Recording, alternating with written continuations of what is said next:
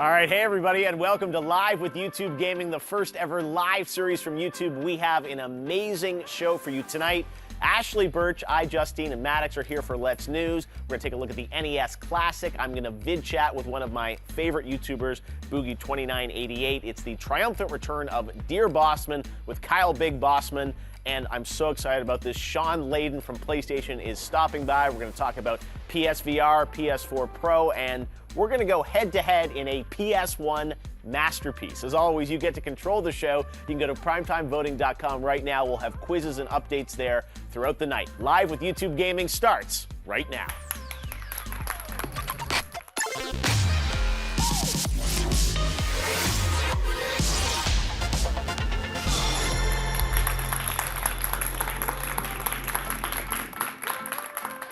All right, let's do this live with YouTube Gaming. Hey everyone, I'm Geoff Keighley. It is so great to have you with us. We're going to get right into this week's news, and we got some special guests. You may have seen them in the pre-show. Ashley Birch, a versatile voice actor who's been in games and cartoons like Life is Strange, Mortal Kombat X, Fallout 4, too many to name. I know you from the Hey Ash, What You Playin' that we used to have on Game Trailers. Great to have you with us, Ash. Thanks for popping by. We've got iJustine back with us again. Hello. We saw your classic NES unboxing on your channel yesterday, so you're ready to play some classic NES yes, today? We're ready. Okay, fantastic. Great to have you with us, IJ. And Maddox, you're back. Last week you had the deadlock debate with Matt Pat. You had so much fun. Yes, sir. It was blast. Yeah, very close. I went home and I watched it again. I watched the vote in real time. So, and it was literally like almost 50-50 at the end. It was almost 50-50. He won 52-48. But I felt good about myself because Matt Pat is a force to contend with. He is. He is the game theorist. Yeah, he is the game theorist. All right, well, let's get into the news, some of the big headlines this week. First up, now this is kind of a complicated story, and you guys may have seen a little bit about it, but over the past few weeks, there's been a lot of talk about the voice actors from SAG and AFTRA, which are unions for a lot of actors, the Screen Actors Guild and the American Federation of TV and Radio Artists. They went on strike against 11 video game publishers, including big players like EA, Activision, Disney, and Warner Brothers Games. There's actually a picket at Warner Brothers Games today. Now, the voice actors are fighting for what they say is fair compensation for hit games. They want residual payments like film and TV actors, sort of residuals as games continue to go on and make money.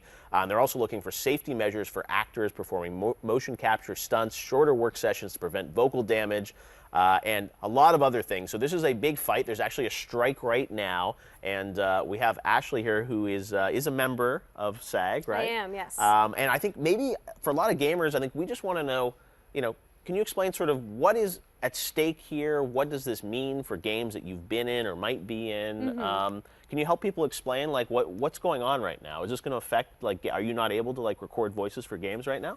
Yeah, so I'm on strike from all the games that I've been working on right now. Yeah. We are striking against, it's a targeted strike against certain companies. Okay. And so any games that have started production, I think it's before February 2015, we're still okay to work on, but any new IPs coming in, I'm not allowed to work on. Okay. So I've been catching up on TV. I was going to say, so this is, obviously this is part of your livelihood is doing these games. And can you tell us a bit about, actors, I think the game companies sometimes say, hey, actors are important to our games, but not necessarily always as important as maybe film or TV sometimes. Games can be very successful without actors. Obviously, we love great acting in games, and you've been in games.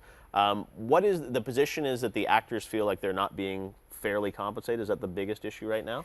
Well, the issue is that I'm, and some of the other people that are talking a lot about this measure, like the people on the negotiating committee, we are in a position where we're very lucky in that we've been in the industry. Like I've been extremely lucky that I've been able to book consistent work in games, and then also I supplement my income by being a writer and doing animation. But a lot of actors may book 1 or 2, maybe 3 games an entire year, and so they, the number thrown around a lot is, of course, scale is $800 for 4 hours, which sounds great, right? Like 4 hours of work, you get $800. That sounds like a lot of money. But if you're, 80 to 90% of voice actors, that happens maybe 3 times a year. And all the other times you are auditioning, you are spending money to take classes to hone your craft. and you're not making that on a daily basis, and it's not really a sustainable income for someone that wants to specialize in voice acting for games, especially. Like, voice acting for games is a passion for a lot of us. I have a friend that moved all the way from New York to Los Angeles to work on games specifically, but it's just not financially viable, especially when you consider the damage that can happen to your voice, and also the fact that there is no residual payment that sustains that work. You have to prioritize other work. Right. I see. So that's the thing is, so people would tend to take other jobs because you can get residuals off those, and video games you can't right now, right? Yeah, I mean, it's one of those things where it's like, well, if I know that I'm going to have a commercial at the end of the week, and I'm getting booked for this video game session where I'm going to scream for 2 hours or 3 hours straight, you might not take that job, right? Yeah. So there is this idea of, like, people want to be able to specialize in games, especially if you love games, and games are such an amazing medium, but there's a lot that's standing in the way of that right now. And the other thing too is that, like, we're talking about residuals, and we're talking about, you know, safety measures. A lot of these things I think are no-brainers. Like, vocal stress is a really serious thing. There have been actors that have reported that their vocal cords started bleeding from sustained sessions. People have been asked to do really intense stunts, like hang from rafters without a stunt coordinator present, things like that. And I think the sticking point is often residuals, because, you know, people say, like, devs don't get residuals and all that kind of stuff, which I completely understand. And devs, a lot of devs are in really intense situations. There's crunch, there's all of these things. We're basically asking for what is already established in the industry in terms of animation and in terms of on-camera for other work. types of for other linear types of entertainment, work. And also, I mean, I think there's also a great sympathy in the voice actor community for devs. I mean, we work with devs directly, and we love devs. And the fact that, like, devs are having to go through crunch and go through crazy work hours and not getting fairly compensated is something that we also feel for. And we feel like those things aren't mutually exclusive ideas. Yeah, it's, as you said, a lot sort of to unpack inside of that. And I know even we had one tweet that someone came in and said actors should know what their character is and for the game so they can get more involved in their character. Because one of the things that also we found out is that a lot of times you guys will do games, and game companies are so secretive. You'll do a role for a game and you won't even know what game it's for because they won't tell you, right? Right, yeah. That's happened to me a lot, actually. I'll go into sessions and not even know what character I'm playing at all. Like, I won't even know the name of the character I got booked for.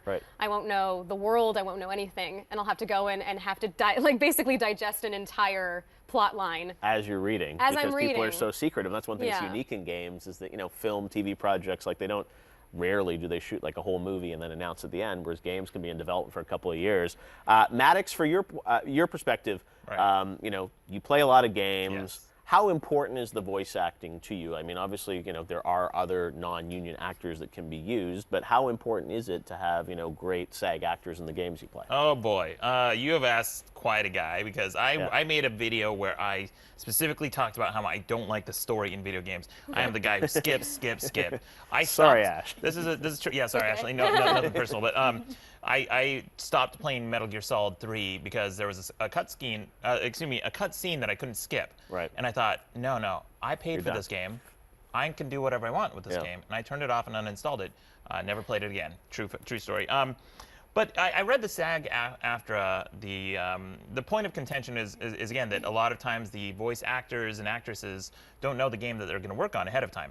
So if you have to block out that amount of time from your schedule to work on a project, they should at least know what that project is to anticipate the amount of work that they're going to have to do.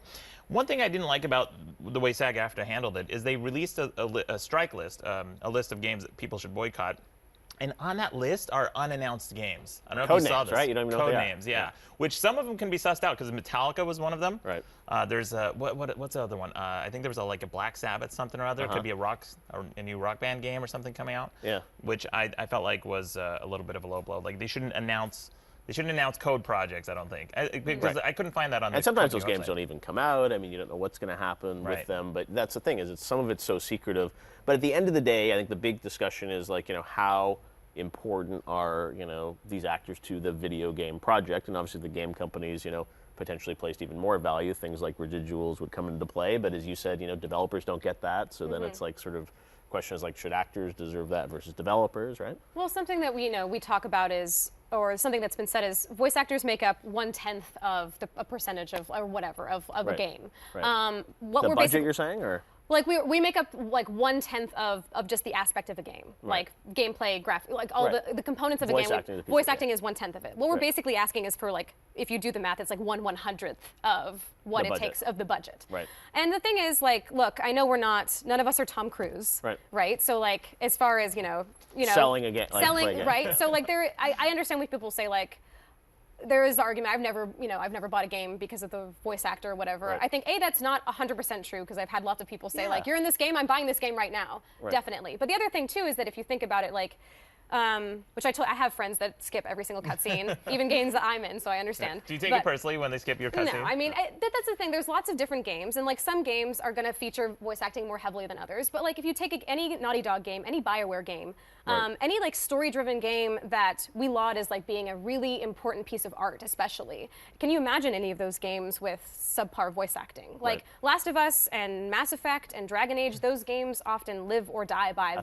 the quality of the voice acting, because so much of it is about the character connections that you make. Like Life is Strange is carried entirely by the cast. Right, I agree. You know, like if Hannah wasn't a compelling protagonist, you wouldn't want to play the game. That's right. They're different games, whereas like they're different games, and so like like I understand people. You know, I just want to get into the gameplay. Sure, go to my MOBA. It's like I'm looking for like the gameplay is the fun with my friends, and the chants and voices are cool, but they're not going to make or break the game. And I understand that, but it's also like I think games voice acting in certain games is absolutely, like, good voice acting is absolutely essential, but I think across the board it elevates whatever product you're creating.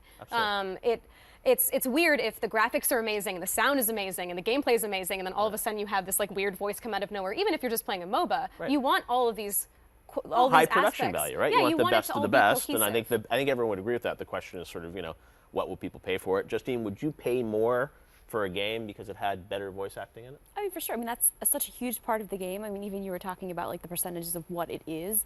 I mean, you shouldn't be distracted by it. So I feel like when you're playing a game and you're like, wow, this sounds awful. Like I've definitely played some games where I've been taken out of playing the game because I can't stop focusing on how someone is saying something that's really driving me nuts. And it's a lot of work too, that people don't understand. I mean, I've never done video game stuff, but doing sort of VO and working on projects, it is pretty exhausting. Oh, and I mean, the scripts, you always hear about like the video game scripts, you think of like a Mass Effect script, and it's like, so many more times, a film or something like that, and that's what's, tough for some people, is like you're in the booth, and you said like hooting and hollering and screaming and all these other things that are tied to it. And you're right, I remember back when, we're going to play some original PlayStation games, and I remember like some of the original with Shawn Layden, we're going to play Battle Arena Toshinden a little bit later. I remember some of those early PlayStation games, it's like the voice acting was terrible because it was like non-union, translated Japanese games that people, you can look online at like the old, original Resident Evil like voiceover files. And you're right, Jesse, we take for granted, I think, sometimes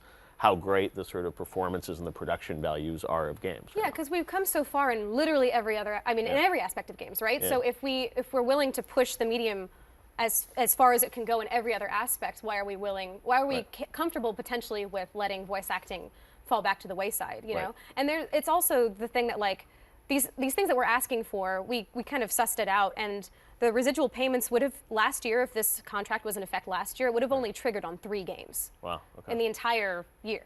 Really? So and why is that only 3?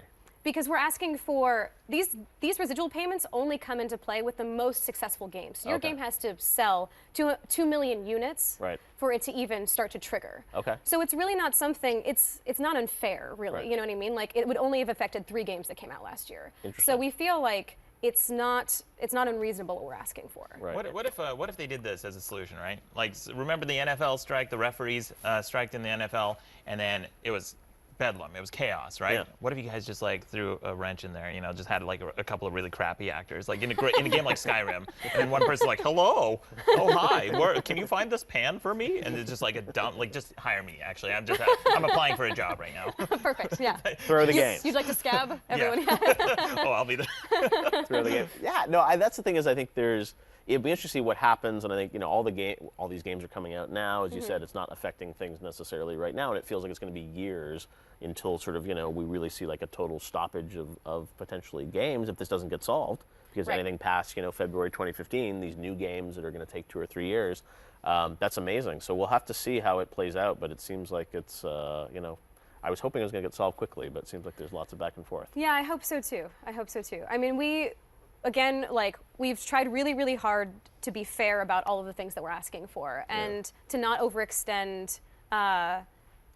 Things like policy or like ideas or structures that we're putting forth, and have them not be asking for the moon. And we're hoping that devs and consumers appreciate the work that we do enough that they understand that this is not asking for.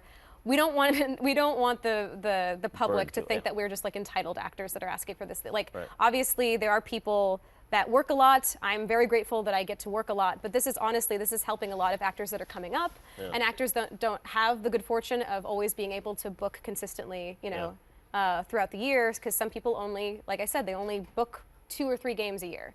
And this is to protect all of the people in SAG and have them be able to make a living wage, especially here in Los Angeles where everything is insanely expensive. I agree. All right, well, hopefully it gets solved. We will be covering all the updates for you guys. Now, moving on to a game that definitely does have SAG actors in it. In fact, Kit Harington is one of the stars of Call of Duty Infinite Warfare. It comes out tomorrow and takes place partially in space. It's full-on sci-fi, and lots of discussion around this game. Of course, it's had quite the year with one of the most disliked trailers ever on YouTube for the reveal of it. Seems like people now are feeling better about it. There's lots of excitement. People are streaming on YouTube today. Noah J is out there doing a day-long stream. You can check out his channel.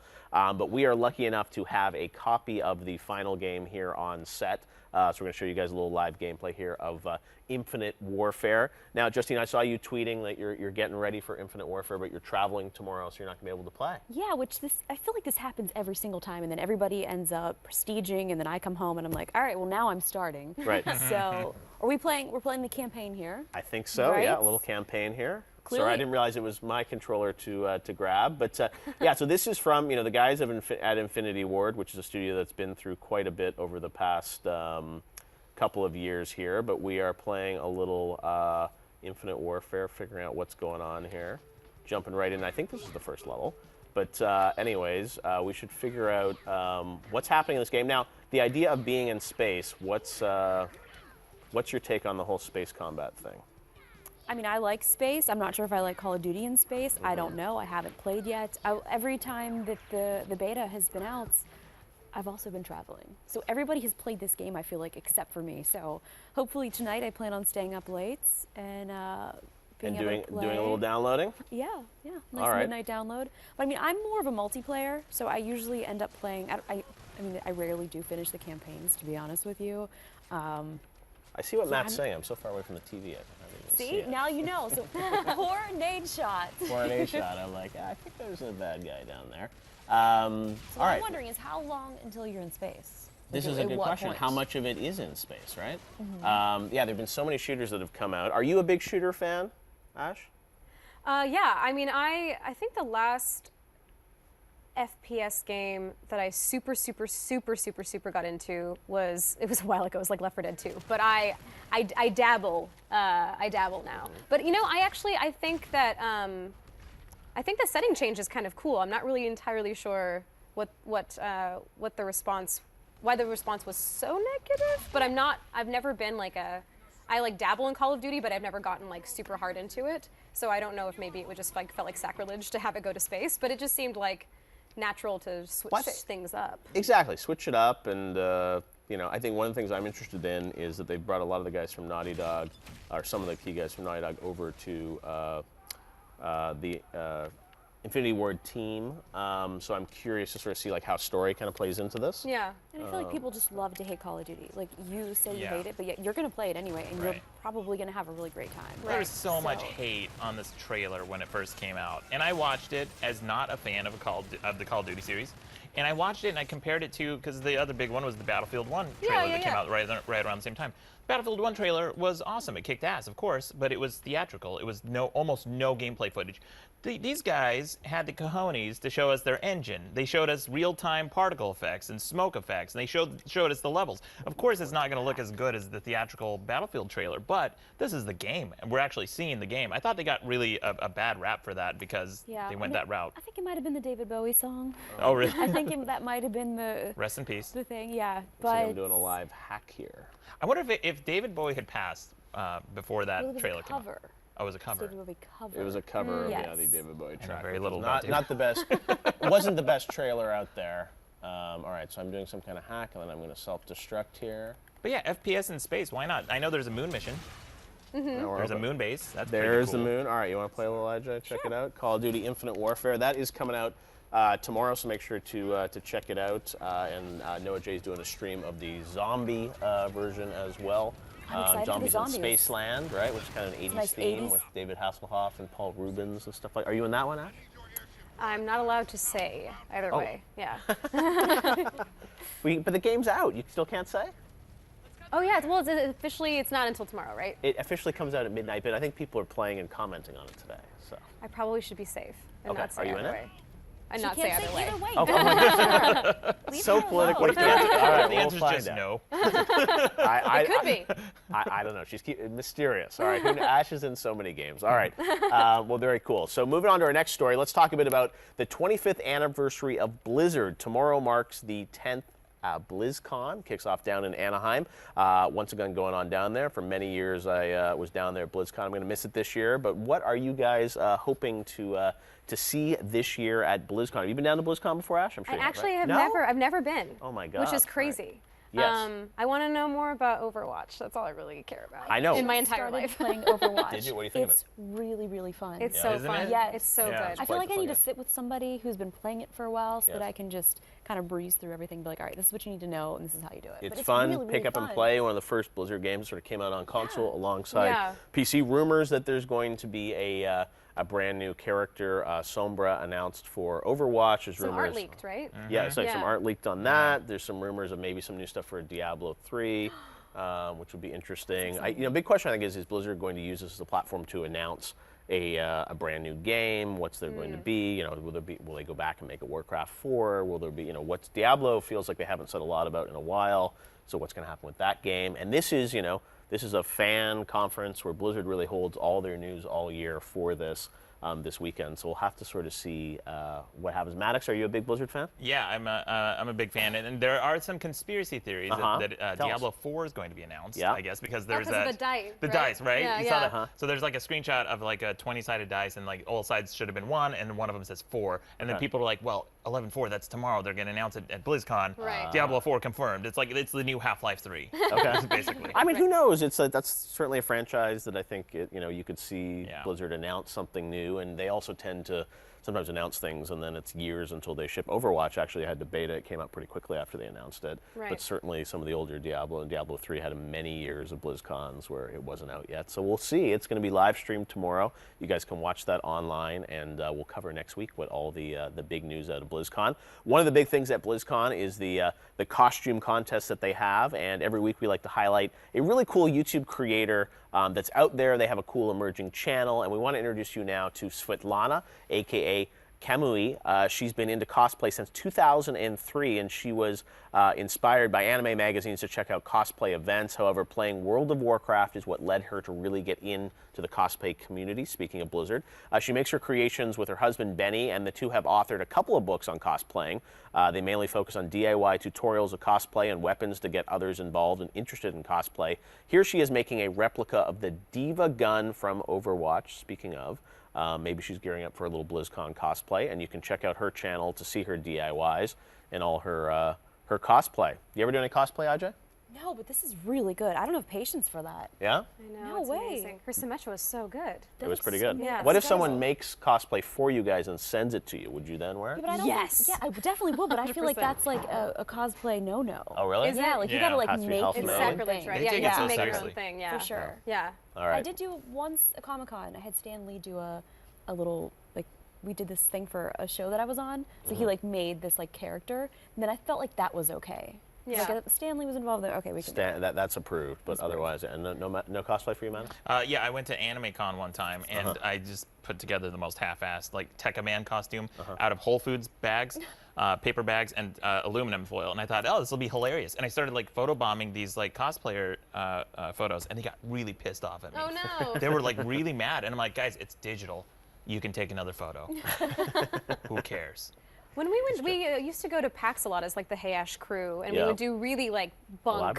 No, we do really like bunk cosplay. We did like the Spelunky crew from Spelunky, and we did like Harvest Moon 64, where I was Jack the farmer, and all of my guy friends were all of the different women that you can marry. But they were very like thrown together. Nowhere near the level of nothing like quality, Svetlana. All right, we'll check out her channel. We'll get some tips from her. All right, well, thanks so much for hanging around, Ashley, Maddox, and Justine. Justine and Ash will be back a little bit later to play some classic NES games on that NES Classic. And don't go anywhere, because we've got an amazing show still ahead. Shawn Layden from PlayStation, he's in the green room. He's going to be coming by. We're going to talk about the PS4 Pro that comes out next week, PlayStation VR, and we are going to play an all-time classic PS1 game, Battle Arena Toshinden, Shawn versus me. We've been practicing, training. We are ready for combat. So stay tuned for that. I'm going to chat with YouTube legend Boogie2988. Dear Bosman is back. I know you've been asking in the comments every week, and he's got more advice for tragic games coming up in the show, so stick around for that. And I'm going to talk about the rumors of the death of the Wii U. Now remember to open up a tab and go to primetimevoting.com. We've got quizzes, votes, and more updates going on there throughout the night.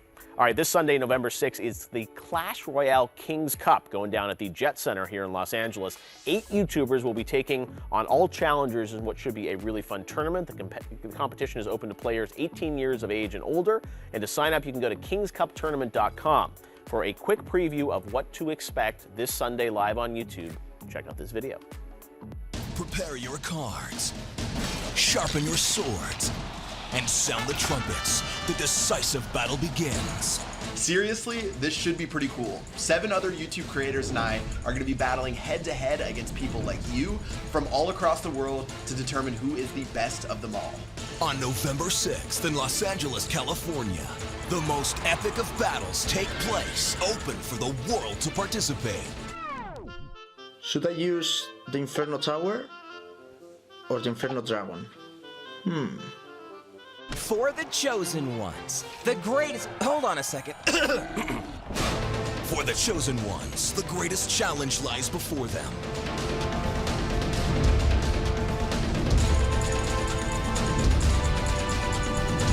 Hey, it's alright if you're a little scared. I'd be a little scared of me too. The only rule: there are no rules. Well, okay, there's maybe 1 or 2 rules, but either way, it's gonna be a heck of a lot of fun.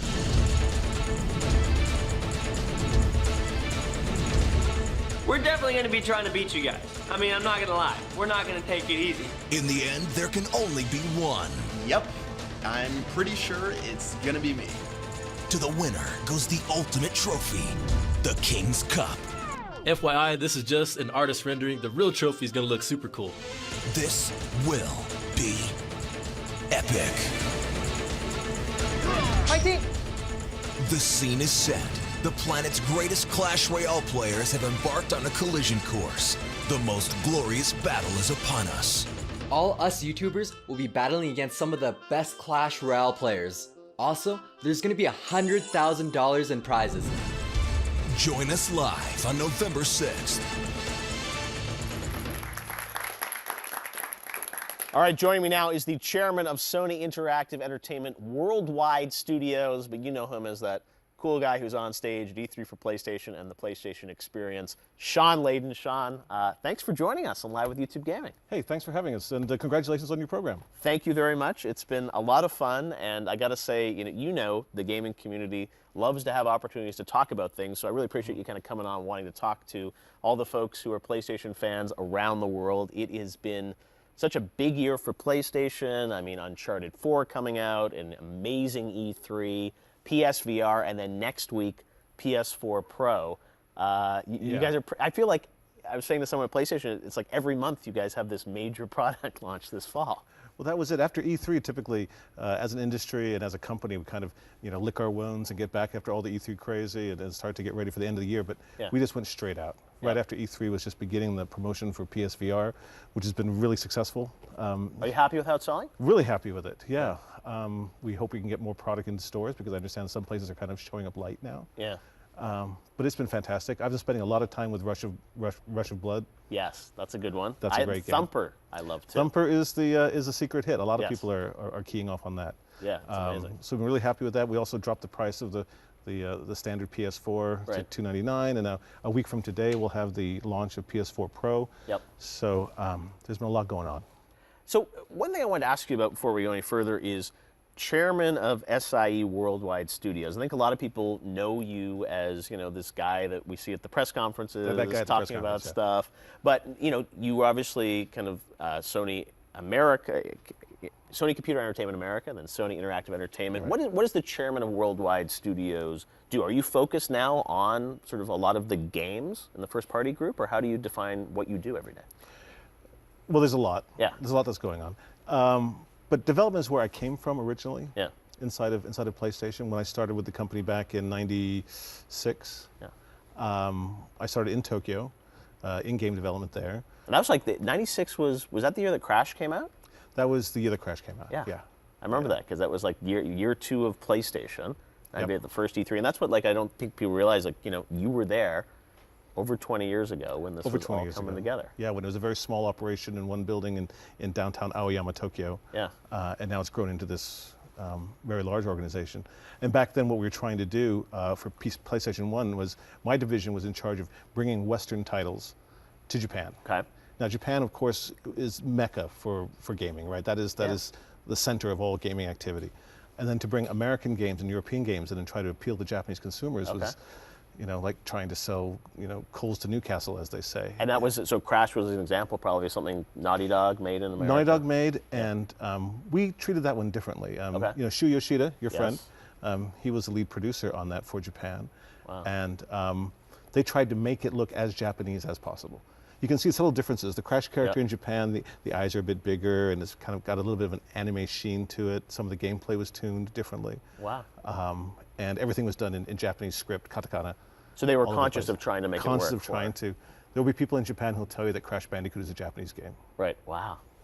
We, on the other hand, were trying to embrace the Westernness of the titles we were selling. Destruction Derby, ESPN Street Racer. Warhawk, ever made Warhawk. Starhawk. Yeah, we tried all of that with Wipeout, struggling all success. those Our biggest selling Western title in Japan was Formula One. Really?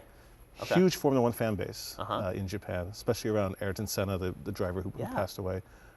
So Formula One is big over there. Interesting. So you kind of worked on development of all those games, and now have obviously came over to America, Sony Computer Entertainment America. Right. Now this sort of role that you have, how are you heavily involved back in development of software now?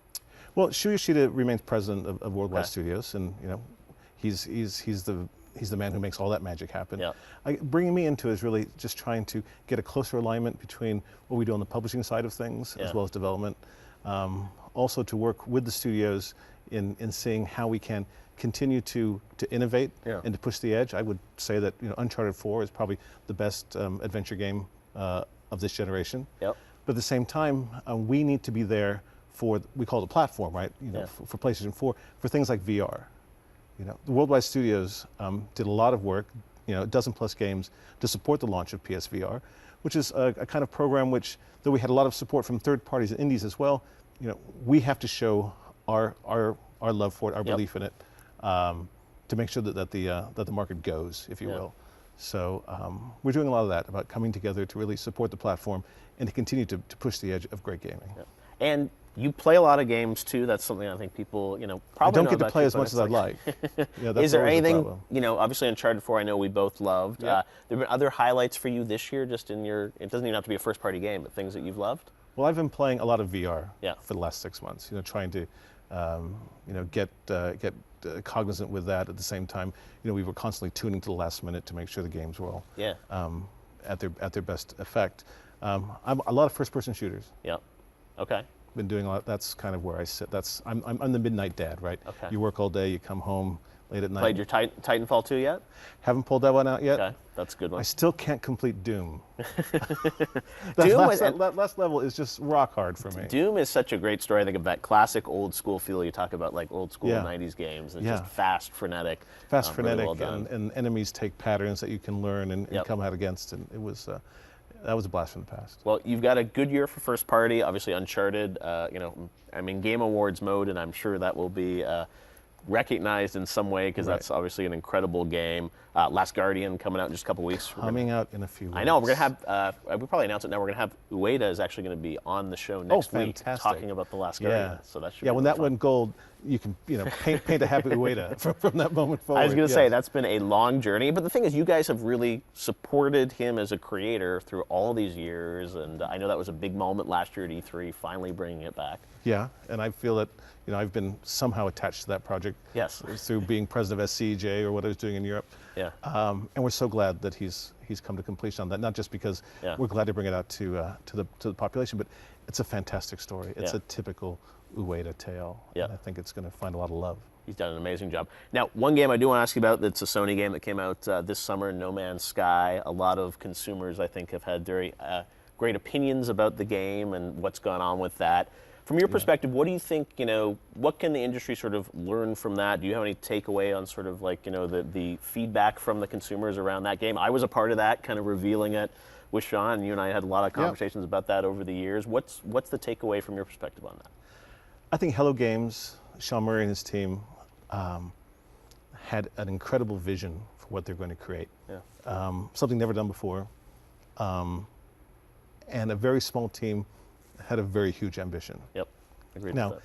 I mean, they're still working at it. They're still updating it. They're trying to get it close enough or closer to what their vision was. I played a lot when it came out. Did you get to the center of the universe?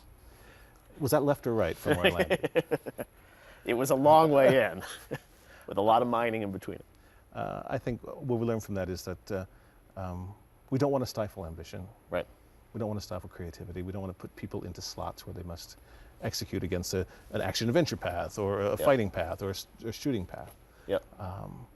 And perhaps over time, it'll reveal itself to be all that it can be. Right. Well, that's the thing I think for me is, as you said, I don't think people realize it was literally 10 people in like an old. What do you mean 10? It was 6. I flew to Guildford after that E3. Exactly. Yeah, I remember that. And I said, "What do you mean 6 people? I'm going to go to England and find out what that looks like." Yeah. And it was. Exactly. And that's the thing is, I think it was, there was such vision around it, and that's why I sort of feel bad that like they had an insurmountable task, I think, and pressure around it. And you're right. The way that the industry works and the pressures of sort of once you get sort of slotted in, here's what you're doing. And I think they got excited about the fact, hey, we could actually be one of the big games. Well, and nobody in development wants to say that they can't do a thing. Right. Yeah. Right? Nor do you want to tell someone, no, I can't do that for you. Yeah. People are really trying. I think, looking at the different industries that I've had the privilege of working in, the game industry is where everybody has the courage to say yes. Right.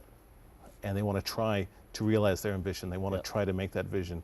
No one slinks away from a huge challenge. Yep. And sometimes you just don't get all the way there in the first go. Yep. No, that's the thing is, and we'll see, obviously, I know they're working on updates and patches, and that's the thing is the proof will be sort of it'll reveal in the future to see how it reveals. Speaking of something that's going to reveal next week, PS4 Pro. Yes. So this is, a project that you guys only officially announced, I guess, a couple months ago, and before E3 it was, lots of rumors about this system. I think a lot of gamers are wondering, is this for me? It's this upgraded PlayStation. I don't have a 4K TV. Who do you think this next week, who do you think is the buyer that's going to pick this up? Well, PlayStation 4 Pro is sort of a manifestation of our desire to continue to innovate the platform, even between, you call them generations, right? And we were able to find that we could create a system which would support all PlayStation 4 content as we know it and going forward, but would allow a bit more horsepower under the hood. It would provide a 1 terabyte drive. It would allow developers to perhaps increase frame rates or increase resolutions. The game is the same, right? There's no, this is a Pro game and this is a PS4 game. Right. They are the same. So whatever game you purchase, whether it's for the $299, more compact size PlayStation 4 in market now, or for the Pro, you're totally fine. Right. So I want to dispel any, concerns about that. Yeah. Also, PlayStation VR doesn't require Pro to operate. Right. So there's not a concern around that. So it really is for people who are just looking for a bit more horsepower under the hood, who perhaps have made investments in 4K televisions or HDR supporting TVs, and want to have that as well. Or maybe people just need a 1 terabyte drive. Well, and part of it, I think, what's interesting is, there's this. You said it's moving away from these sort of, big generational leaps, at least right here. But the idea is that the legacy of you can play PS4 games on the Pro. And one of the things that I just start thinking about, and even obviously Microsoft's out there talking about, Scorpio next year and whatnot, and all these systems it feels like are going to be kind of, backwards compatible with the previous games, and, even games. Microsoft has said Scorpio games will still work on, Xbox One and whatnot.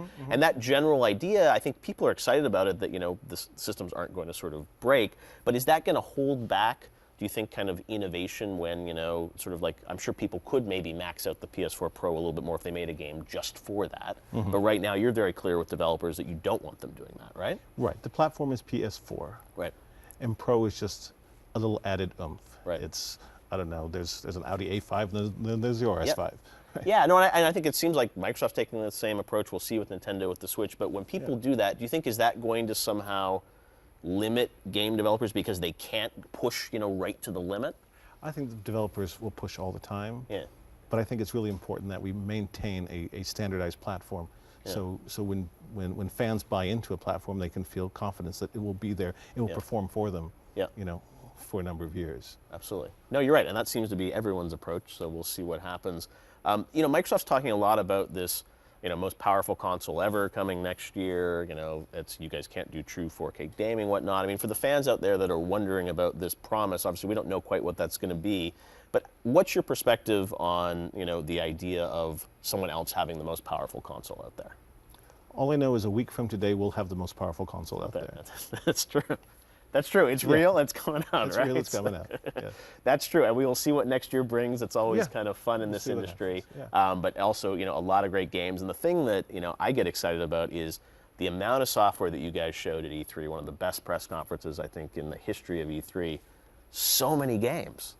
I mean, I think of like Spider-Man, so many games, Detroit, so little talking. And Horizon. That's the part I liked. Limited talking, but so many games. Yeah.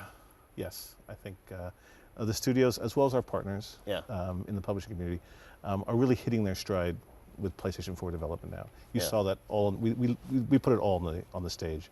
I know, it feels like many years of games, so hopefully we'll get some of those next year. I mean, well, we've got, again, Last Guardian coming out next month, and quickly after that we'll have Horizon coming out in the new year, and Spider-Man is on its way, and Days Gone is on its way, and Detroit, God of War. See, that's what I mean. Detroit, there's so much stuff. So that was an amazing preview, and I got to say, PlayStation has done so much for the gamer this generation with so many great games.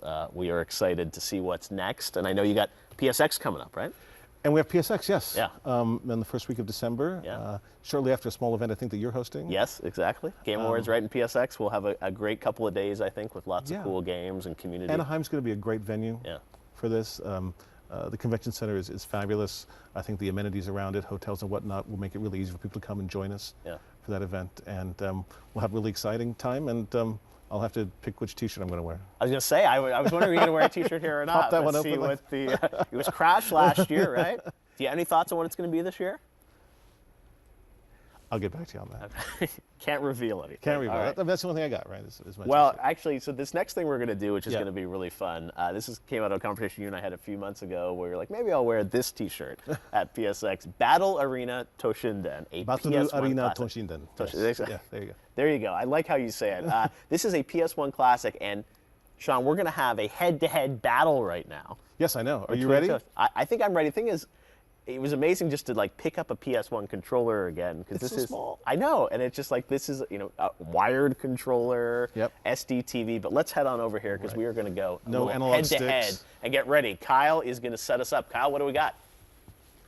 We are playing Battle Arena Toshinden for the original PlayStation 1, and here's how the rules work. We're going to do the best of 3, and we're going to make that the entire tournament. The first person to win 2 matches will win. Each match, of course, consists of the best of 3 rounds, and after each match, the loser may change his character. This competition is not friendly. In fact, the loser will have to tweet out, "I lost to my hero," with a picture of the victor and giant loser together on our set.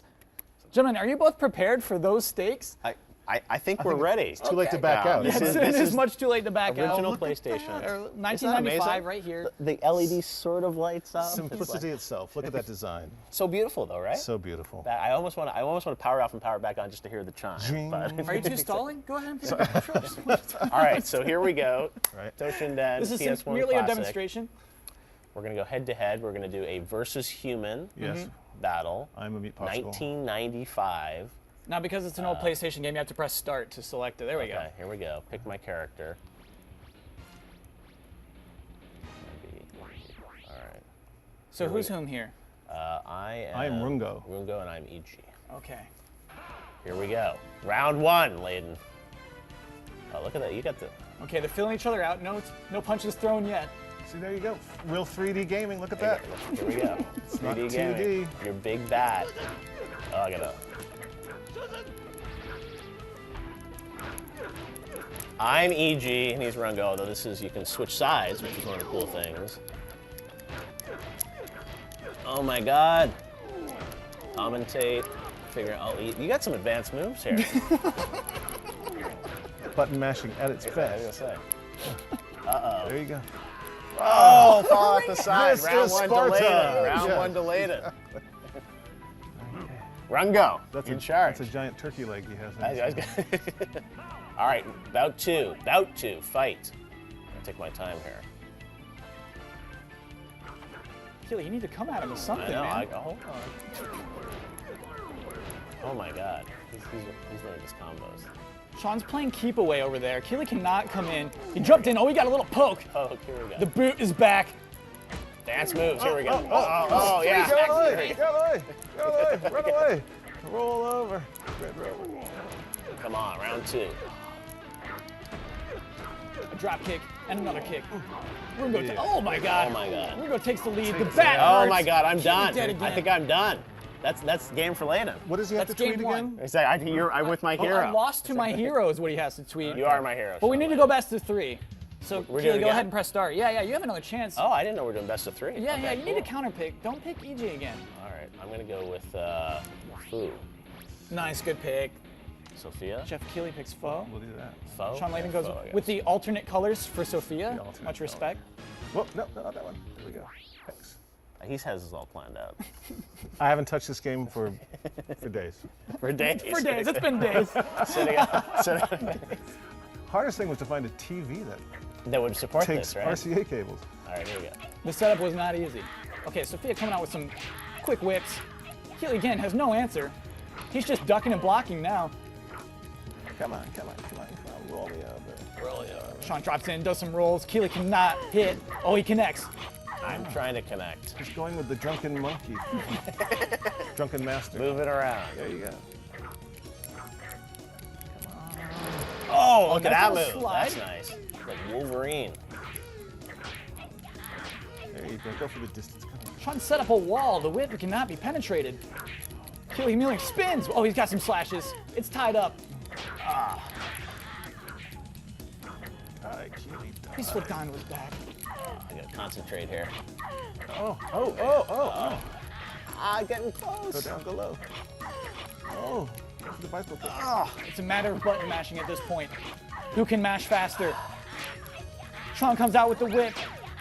Oh! Keighley is flummoxed. He has no plan. Oh my god! Oh my god! Sparkly move. Yeah, do you have an answer for that? So Do you have close. an answer for that? So close. Oh my god. We're at match All right. point right now. Bout two. Geoff is up against the wall. I'm getting better though. All right, here we go. Geoff, I hear you saying you're focused, but all I hear is mashing. Shawn wins. This is over, right? This is over at that point. You need a win We'll here. have to go to commercial. Strong start. We can fix it in post. Exactly. Hey, wait a minute. I thought I won. Let's see. Okay. Okay, there was a right to there the we camera. go. What the hell is What? that? I don't know what happened. What's this, man? Geoff has brought out the bubble. The bubble move. That's an advanced move, like. That isn't right. I don't know how I did it. There it is. The bubble is back. Is it too late?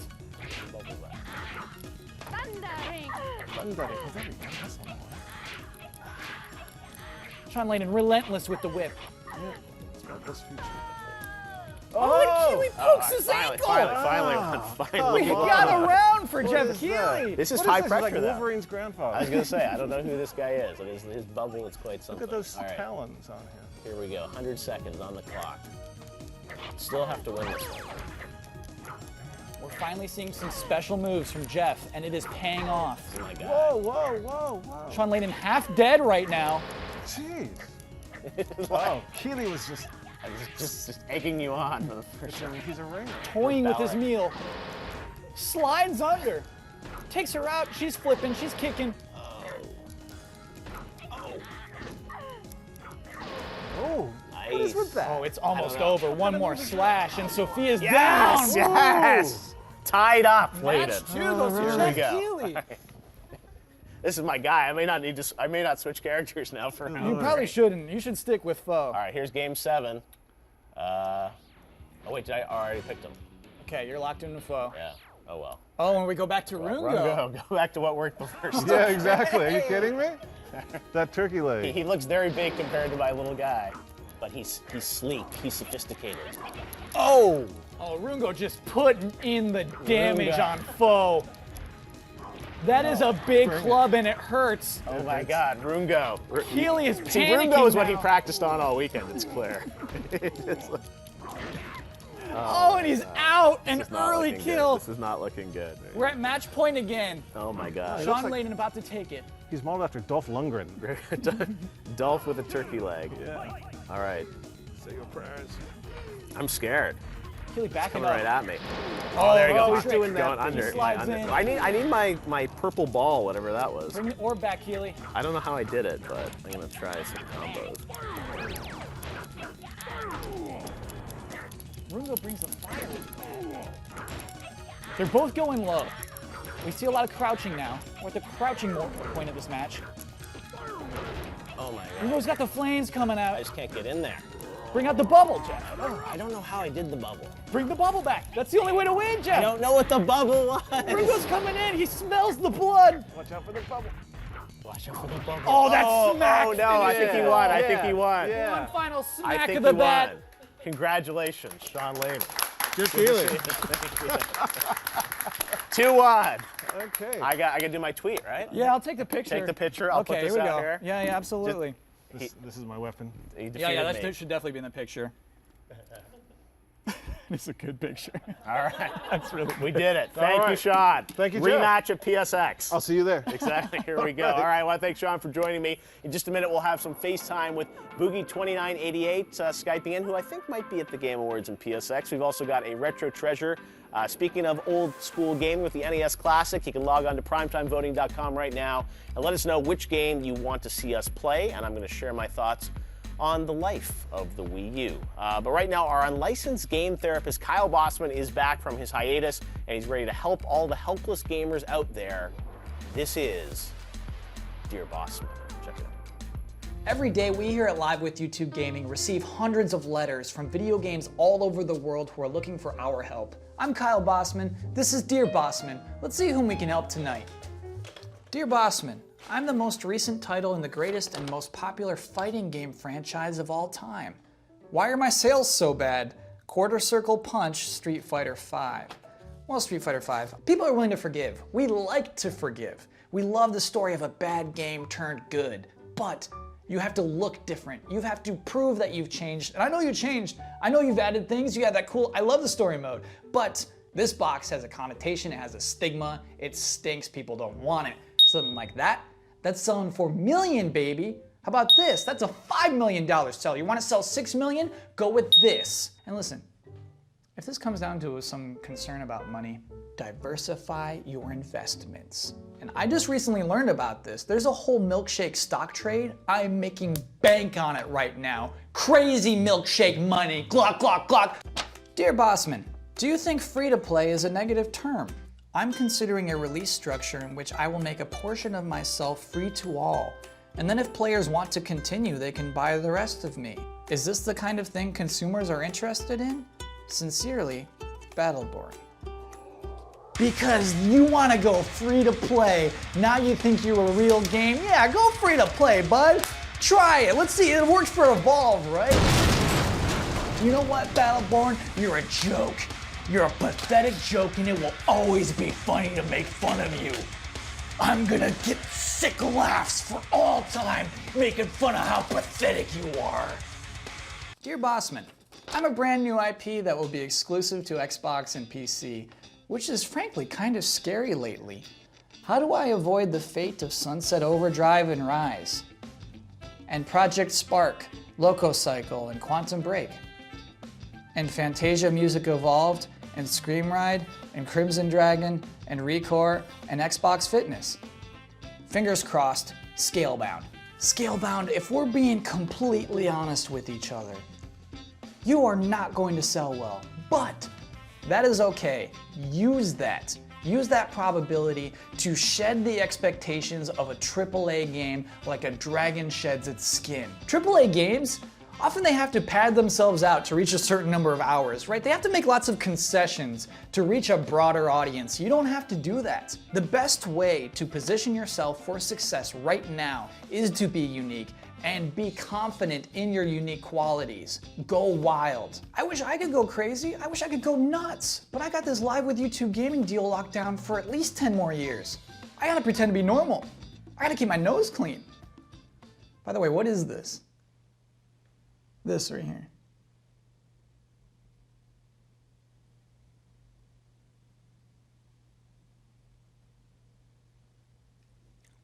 Oh. It tastes like a burger. Well, that's all the time we have for this week. This has been Dear Bosman. I'm Kyle Bosman. Hope to see you next time. Okay, now I'm pleased to welcome one of my personal favorite YouTubers. He's got over 3.5 million subscribers, 500 million views. This is Boogie2988. Hello, my friend. How are you? Hey guys, what's up? Sorry, I know people are expecting that. Some of the people, that's my character, Francis. This is the real me. How you doing, Geoff? Things are very good. I know you're out in Arkansas hanging out there in the room we see in your videos all the time, and you've been such a great supporter of all the things I've done. You were at the first Game Awards, you and iJustine presenting, and I hope we're going to get you out this year maybe as well. Fingers crossed. We're making plans. We're hopefully going to be there, man. All right. Thanks for having me here today. Love this show. Love what you guys are doing with this. Thanks. Well, we're great to welcome you to our Live with YouTube Gaming family, and we're going to have a little fun here. We're going to play a game called Buy, Borrow, Boot. I'm going to give you 3 games, and you are going to tell us which one you would buy, which you'd borrow, and which would get the big old Francis boot. Let's do it. All right, let's do it. All right, so first up, we're going to talk about some first-person shooters. Of course, Call of Duty Infinite Warfare coming out tonight at midnight. Between Call of Duty, Battlefield 1, and Titanfall 2 that have all come out over the past 3 weeks, which would you buy, borrow, and boot? I got to say, I've put a ton of hours into Battlefield 1. It is a return to form. It is perfect. Buy it, buy it, buy it. Titanfall 2 is amazing, and I think it's got like a huge Metacritic score, and it's fantastic, but they released it too close to Battlefield 1, so I don't have enough time to really put into it, so that's probably on the borrow list. But Call of Duty, you're getting the Francis boot. Get out of here. We're done with you, okay? We don't want to go to the moon. We don't want to go to space. We want to go back to World War II. Now, the one thing I will say, though, about Call of Duty, it's just coming out. You know, the reviews, I think, are going to be good on it. You're just not into it because I guess is it too much of the same for you? Is that your problem? To me, it's kind of too over the top. It's just they keep doing the same thing over and over again, but they try to make it more and more absurd and bizarre. I grew up on Castle of Wolfenstein. I grew up on Doom. I grew up on all of that stuff. I want the slower paced gameplay. I don't want to jump off walls. I just want to skill to matter. I want skill to matter. I know, and Titanfall. That campaign is incredible. We're so honored they were here to kind of debut it for the first time, and now that people played it, so many great comparisons. Titanfall 2 is over the top, but in a completely different way. You know what I mean? Like it's over the top in a good way. It's so good. I know. Yeah, no, I love the comparisons. The Valve games, Half-Life Portal, great campaign. So, all right, that's the first-person shooter verdict. Let's move on to virtual reality. We had Shawn Layden on today talking about PSVR. Obviously, Oculus, Vive are out there. I know we see you often kind of checking out VR stuff. Between Job Simulator, Batman Arkham VR, and Thumper, which would you buy, borrow, and boot?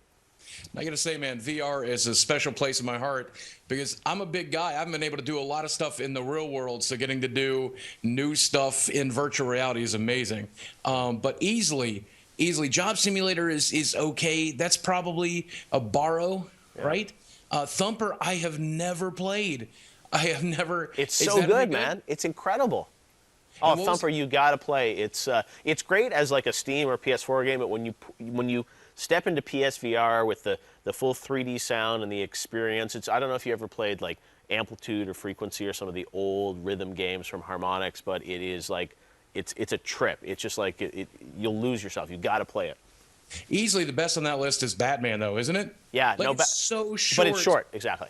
Right, and it's overpriced for as short as it is, but it's so good. It's really, really like it shows you what a AAA game could be like. Yep. And if someone will put the money into it, they'll put VR on the map. I agree, because that game, when you're like walking up to the characters, like they're so detailed and it's incredible. You're right. After like 45 minutes, you're like, wait, is that it? And even though it's $20, you're right. It's almost like I treat it almost like an amusement park ride, where it's kind of like you go in for an hour, you're going to have this really high impact experience. But you're right. If that kept going for 10 hours, I would have been there for all 10. The first time I like rewound the fight to see like the different angles and to look at, oh my God, it's breathtaking. That's breathtaking. It's what VR should be, what it could be, Can't disagree with you there, my friend. All right, so let's move on to some RPGs.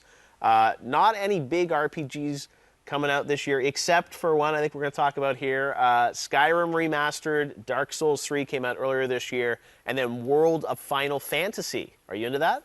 I gotta say, World of Final Fantasy is amazing. I don't know why nobody's talking about that game. If you like Pokemon, if you like Final Fantasy, this is the perfect game. I put like 10 hours into it. I've got 20 more to go. I can't stop playing it. I was playing it before I talked to you. I'm gonna go play it when we're done. It's amazing. All right, so that's definitely the buy. What's borrow and boot? Let's see, what was Dark Souls 3 and what was the other option? Dark Souls 3 and Skyrim Remastered. I got to say, Skyrim Remastered, that's exciting for console players who've never played it, but I'm PC Master Race, right? I've had mods for years, right? True. So I don't know, like Skyrim is definitely maybe at this point. Are you giving Todd Howard the boot? I'm giving him the boot. I'm sorry, man. I've played your game. It's a 5-year-old game. I played it for 5 years. I can't play it anymore. It's a free upgrade, though, on the PC. Dark Souls 3, though, and it is a free upgrade if you owned all of the DLC in time. That's true. I didn't buy Dragonborn before the 28th, and so I have to pay for remaster. Dark Souls 3 is a great game, but it's not for me. Yep. That one's exclusively for Francis. Okay. Because I can't play that. I can play that game. Boogie can't play that game. He's a wimp. All right, last one here, Francis. Let's talk about consoles, Nintendo Switch, PS4 Pro. We just had Shawn Layden on talking about that. And then I guess the Scorpio, although we don't know much about it, it's coming next year. Between those three, an early look at buy, borrow, boot from your opinion, Boogie? Now, I've already said in this that I'm PC Master Race, so PC is my preferred platform. But here's the thing, Jeff. I buy every console. I play every console. I play all of the exclusives. So please don't make me choose. Please don't make me choose. If I have to choose the Scorpio next year, but the Pro right now. Yep. And if the Pro is good enough, who needs Scorpio? That's all I'm saying. What They're about need to wow us. I agree. What about the Switch, though? Is that something that you're excited about, enticed by? The Switch is something I'm excited about, but I'm afraid that they're going to stop supporting my 3DS, and that's one of my favorite things in the world. I'm sad to see the very last Wii U roll off of the assembly line. That's so depressing. I feel like that console really didn't get a shot. And here's the thing. Francis pointed this out in his video. The Switch is just a tablet. Dude, it's just a tablet. Am I taking crazy pills? It's just a tablet. But it has the Nintendo magic inside of it. It does look amazing. I'm actually really excited. I think it's the kind of innovation that keeps Nintendo coming back. It's what keeps me coming back to Nintendo. I can't wait. But I will say this to the guys at PlayStation. Could you imagine if you didn't give up on the Vita? You made a Vita XL that was tablet-sized and then could broadcast to my television via the PlayStation 4? Make it happen, PlayStation. Make it happen. All right. Well, we'll see if Shawn Layden can make that happen. It is a great time to be a gamer, though. All three systems, lots of great games coming out for all of them. And we're so excited to have you a part of the family here, Boogie. We hope to see you again soon. We've got the Nintendo Classic hooked up, speaking of Nintendo, just like 1985, but without the cartridges, the NES Classic. It's flashbacks to the early 80s when the gaming industry was just starting out. The NES arrived in the mid-80s and really just changed the lives of millions of people, myself included. So it's great that we're able to go back and remember all those great games. It's a collection. It's got 30 iconic games in it, and we're going to give it a test spin. And you, the viewer, can tell us what you want us to play out of those 30 games. You can head over to primetimevoting.com right now and make your voice heard. The 3 games that you guys get to pick are Super C, Double Dragon 2, or Bubble Bobble, all classics that I remember playing. Some of those I remember playing in the arcade and then on the NES. Justine has already had a chance to play around with the NES Classic. Justine, what do you think of it? Thanks, Jeff. So yesterday I actually got this in the mail and I was so excited. I unboxed it and I got to play a little bit. So we have it right here and I'm joined with my friends. We just can't get over how small this thing is. It's so tiny. Like, I mean, for size comparison, I mean, can you guys get a shot of this? Like, it's super little. And I think it's... Yeah, what's a good reference? I was trying to take a picture of it earlier. I had to hold my water bottle next to it to see for scale. Look at that thing. The pictures that they have of it holding, like, in your hand, I mean, you can literally hold everything in the palm of your hand. What's great about it, too, is if you get 2 controllers, you can do 2 players. It does only come with 1 controller, so I feel like you're going to probably have some trouble trying to find a second controller when they first come out. But, But we combined the power of our 2 classic NESs. We did. I brought my controller over to the party. They want us to play some Double Dragon. They do. Okay. Yeah. Oh, okay. Let's do it. Let's find it. So, should we show them, like in here, the options that you can do, or in the display settings? Because this is kind of cool. So you can play it in CRT, so it kind of gives you the scan lines of sort of the throwback of playing on an actual TV. And you can do 4:3 or the Pixel Perfect, which makes everything just perfectly square. So we're just gonna stick with that, so it'll look good for you guys. Okay. And so should we play Double Dragon now? Double Dragon, give the people what they want. Okay. Okay. Let's see if we can find it. Okay, here we go. Are we ready? Yep. Yeah, go for it. Head to head. I can't believe there's no wire. The cord, okay, that's another thing. It's so short. Like I had to sit on, I was sitting in front of a 75-inch TV when I first unboxed it, and I'm Someone's gonna mod some kind of like wireless version because that's stupid. Yeah, was this That's a joke. intentional? Right, because now I'm starting to think like Nintendo accidentally made a whole batch of like small Nintendos and like that's our thing now. Because it's so cute, but I mean, this is like imagine it's like your Apple TV, like the remote's like tethered to it or something. Yeah. I mean, you can get a super long HDMI cable like we have here, but no, but like but everyone's TV, like you have big TVs now, so you're not. That's you have to get intimate playing this thing. They want you to do the thing where you're like 5 inches What, away it's from your TV. So there's a power and then there's a HDMI. Yeah. So I feel like I've already seen on Twitter that people are saying that there's all kinds of mods already for wireless controllers. Oh, wireless? Okay. Oh, really? All right, now we know. Okay. I think I might have pushed something, and I don't think I pushed 2-player. Oh, okay. So. It's all right. Would you like to play? I remember playing this in the pizzeria back when I was Here a we little are. kid. Guys, I'm really sorry I messed up the 2-player. But it is cool that you can still kind of have these throwback games, and it's $60, which is kind of cool. I feel like this is something that I would even buy just to have sitting on my shelf. And it's really cheap. It's like cheap, right? For 30 games built in, that's a fantastic deal. How does it deal with save games? Can you save? That I'm actually not sure. That's a good question because I wonder. Very few cards had saving feature on the old Nintendo, so that's why they had the passwords. Metroid had passwords. I think Zelda did too, or no? Metroid definitely did, and that's why. Yeah. I used to just have to, Mom, please don't turn this off. You gotta go all the way through all of Mario. Well, thanks for showing us, guys. Yeah, I'm sorry. Do you want to play here? No, it's okay. Does anyone else want to just take I don't think the controller might not reach. reach over here at the cable. Okay. Kick punch. Here we go. Awesome. All right, well, thanks very much, guys. We will let you keep playing the classic NES. And right now, we're going to take a look at the very cool stylized turn-based platformer that came out last year, but just launched a port on PS4 this week. This is Ronin. Check it out.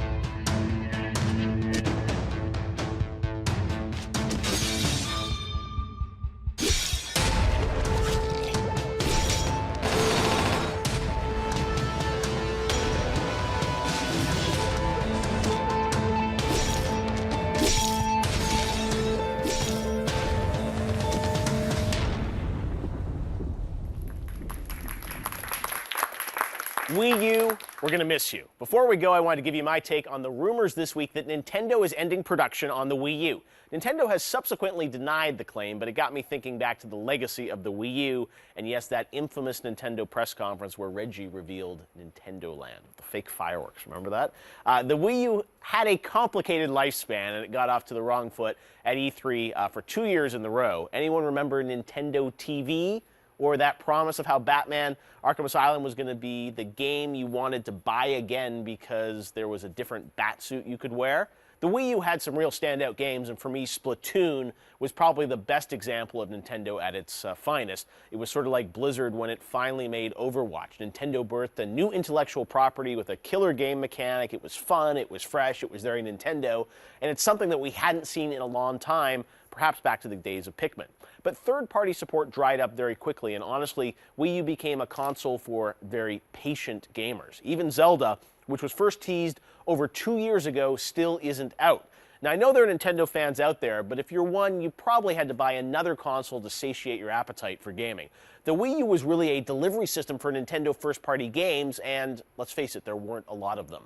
Now, one of the early ideas that I loved was that the Wii U had the concept of being able to play a game on the couch without taking over your TV. For instance, switching New Super Mario Bros. Wii U to the gamepad screen right from the TV. That was a cool idea. And when you think about it, Switch isn't that much different of a concept. It just removes the tether to your TV, and the messaging is so much more clear. Even the graphics on Switch look pretty similar to Wii U. That Zelda footage in the reveal didn't look appreciably different to me, but nobody seemed to mind because Nintendo was confident in its approach and its messaging. To me, the legacy of the Wii U is a console that never really found its voice. People were confused. Was this just an upgraded Wii? Was it for core gamers? Families that enjoyed the Wii bowling game, they wondered, was this more Wii bowling, Wii sports? The messaging was all over the place. And in the end, Wii U sort of only appealed to the core Nintendo fan who watches the Nintendo Directs. Now, part of why we're all excited about the Switch is that it shows a new Nintendo with a clear messaging right from the start, a clear appeal to the core audience, and the allure of many more features to come. Nintendo, in a way, has found its voice for the console, and there's momentum, even if ultimately we'll probably gripe about the graphics or certain features or lack of real new third-party games. But at least the Switch has us intrigued, and the Wii U never really had the wind at its back. It was always behind the 8-ball, so probably time to put it to rest. Now, there are great games to remember for the Wii U, and I certainly have some fond memories of interviewing Reggie throughout all the years of the Wii U. It wasn't, as bad as the Virtual Boy, but it also wasn't the NES or the Wii. And while I imagine you'll still be able to buy a Wii U for a while, it makes sense for Nintendo to sunset the console in 2017, especially if the Switch is affordable and somehow compatible with digital downloads of Wii U games. Having classic NES on set today actually reminded me and made me hope that the Switch will let you download the entire history of Nintendo in the palm of your hand, from NES to Wii and Wii U, perhaps even back to the Game Boy. If Nintendo can do that and let you switch between eras of Nintendo, giving you a Netflix-like ability to surf through gaming history, both handheld and console, color me very interested. You can't ask for anything more. We've had Virtual Console before, but if the Switch is truly an all-in-one Nintendo entertainment system for games, now you're talking, and I guess we'll find out more about it in January. All right, we'll be here next week, Thursday night at 8 p.m. Eastern, 5 p.m. Pacific. We've got an awesome show planned. We'll talk about N7 Day and Mass Effect Andromeda. We'll have another edition of Dear Bosman. Tune in for that. Ueda will be here to talk about The Last Guardian. We're really excited about that interview. It's a rare to have him on camera. You'll see that next week. And we've got all the latest news about the Game Awards that are coming up live on December 1st right here on YouTube. We're deep in development on that, and it's going to be an amazing show. We've got some pretty big reveals for you guys, as always. All right, well, thanks for watching the show. We hope to see you next week for Live with YouTube Gaming. Have a good night.